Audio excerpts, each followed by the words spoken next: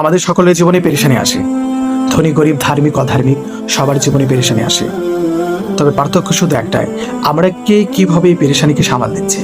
আমাদের জীবনে অনেক কারণে পেরেশানি আসতে পারে, টাকার কষ্টে, প্রিয় মানুষের কষ্টে, আবার কখনো কখনো কারণ ছাড়াই আমাদের জীবনে পেরেশানি আসতে পারে।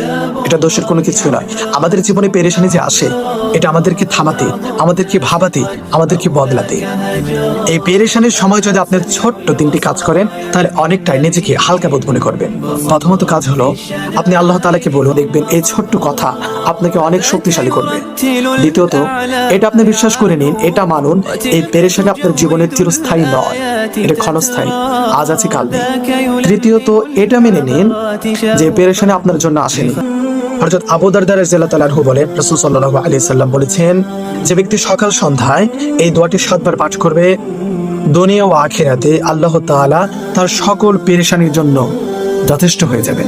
আবু দাউদ শরীফ, হাদিস নং 5081। দোয়াটি হলো, হাসবিয়াল্লাহু লা ইলাহা ইল্লাহু আলাইহি তাওয়াক্কালতু ওয়া হুয়া রাব্বুল আরশিল আযীম। আমার জন্য আল্লাহই যথেষ্ট, তিনি ছাড়া কোনো মাবুদ নেই, আমি তারই ইবাদত করি এবং তিনি মহান আরশের অধিপতি।